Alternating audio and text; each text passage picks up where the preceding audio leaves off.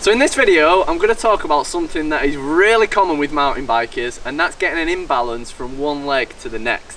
So when we ride as mountain bikers, we often have, when we start anyway, one leg that is slightly stronger than the other. And what happens is after a long period of time, after hundreds of miles of riding, that imbalance gets bigger and bigger and bigger until it starts to cause an issue. So in this video, I'm going to talk specifically about what causes that muscle imbalance, how it can affect you, and then I'm going to show you 3 exercises that will help correct it so that you can bring up that weaker leg and just iron out that imbalance. So before you got into the video, please make sure that you subscribe and like the video, and if you enjoy it, I'd love it if you left a comment below as well. Enjoy it!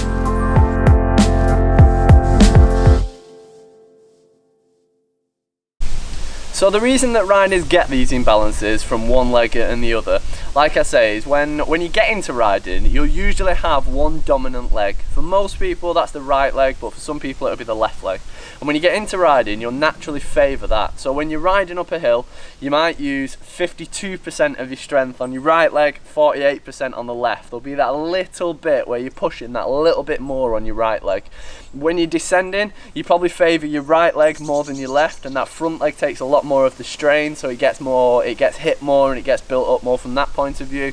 And whenever you're doing any kind of difficult sort of sections, let's say you're doing a pedal wheeler, normally right leg people will use that initial stroke and the bit that requires the most force with the right leg. So all that happens is over time it combines to make your right leg stronger and stronger and stronger, and your left leg still improves but at a much slower rate. So as you get further down the line, that one leg will build up much more than the other one. Now, we want to avoid this ideally for various different reasons. First of all, having one leg stronger than the other, especially when it's sort of a really big difference, can create injuries over time. So it can create niggles with your back, with your hip, it can start to knock things out of line, and it can make you much more susceptible to joint pain, to injuries, and to those really annoying niggles like say in your back or in your hip or in those sorts of places. The other side of it is that it can affect your performance as well. So if your left leg's not pushing as much as your right leg, you're not going to be able to get as much strength through the pedals, you're not going to be able to put as much power into it, and therefore you won't perform as well. So it's really important that you take the time to iron out that imbalance between the two legs. Great news is that as long as you're happy to put some effort in and focus on ironing out that muscle imbalance, you can make a big difference. You'll probably find that unless you're completely ambidextrous and you can just swap your left leg for your right on the descents, and you use your left leg as much as your right completely evenly, there'll always be some kind of muscle imbalance, and you'll always have one leg that's slightly stronger than the other. The aim is to close that gap and try and make the difference much less pronounced as well. So there's 3 exercises that you can do from home that will really help, and if you just do these 2 or 3 times a week, it'll make a real difference. So the first exercise that I'm going to show you is a Bulgarian split squat. Now, I'm out in the woods showing you these today because why not? But normally I don't expect you to come to the woods and train. Might be a bit weird. You can do whatever floats your boat, but most of you watching this are going to do these in the gym or you're going to do them at home. So the first exercise is a Bulgarian split squat. Now all you need is something to put your back leg up on. That's normally a weight bench or a step, something like that. I'm using a rock because nature. So all you're going to do is get your back foot up, front leg forward, chest up tall, shoulders back, and then you're going to drop that back knee down to the ground as far as you can, lean forward slightly, and then come back up. So you go in nice and deep as far as you can, and then press back up. Now make sure you're pressing through your heel on your front foot, and push and drive up. One big mistake that people make is that they move onto the ball of the foot and push up, and then it makes you really unstable and it doesn't work your hamstrings and your glutes as much. So really make sure you're driving through that front leg. So I do 10 to 12 reps on one leg, then 10 to 12 reps on the other, rest for a minute and do 3 sets of these. The next exercise is a single leg RDL. So while this will help you build up that imbalance between legs, it's also going to help you balance and your ankle stability as well. So it's a really good exercise. So all that you need is a bit of stable ground that's flat, so you know, any space at home, in your garden, in the gym.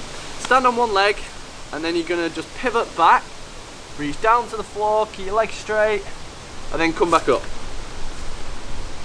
All the way down, come back up. And what you're aiming for is a stretch in your hamstring in the back of your leg, as deep as you can. And you'll also notice that I'm keeping this front leg slightly bent. Now if you really struggle with the balance, then you can hold on to something by your side for these to start off with and progress on. But a little bit of practice and you get better. So what you're aiming for with this is keep it nice and controlled, get that great stretch in the back of your leg, keep your back nice and straight as well, and just all around focus on your technique and on getting as deep as you can. 10 to 12 reps on one leg, 10 to 12 reps on the other, rest for a minute, repeat 3 times. So the third exercise is a step up. Now I've found the best rock around, obviously you won't normally be training in the woods. What you want normally is something that is completely flat on the top to do these on, and you want to make sure you've got a stable underneath as well. So basically don't do it where I'm demonstrating this video. Nice and flat on the top and a nice flat landing as well. In your back garden it might be onto a bench, something like that, or in the gym you'll use a weights bench or a box, that kind of thing. Now depending on how strong you are, you can increase or decrease the height. So you might start where you're only doing it just under knee height for a step, and then you build it up to where you're getting right up to something that's like at waist height and it's a really high step up. Now because you're trying to correct a muscle imbalance, I recommend you doing one leg at a time. So you're going to start on one leg, do 10 to 12 reps, then change to the other leg and do 10 to 12 reps on that leg. So what you're going to do for these, as they sound, step ups, 1 foot up, step up, and then control it, step down.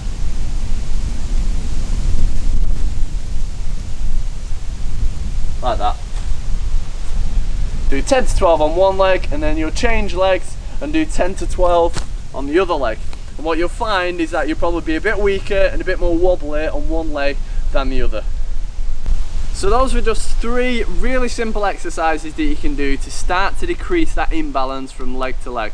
When you do them over time, they will make a real difference. It is really worth putting the effort into correcting that imbalance because you want to perform well on the bike. You don't want to get those aches and pains and those niggles.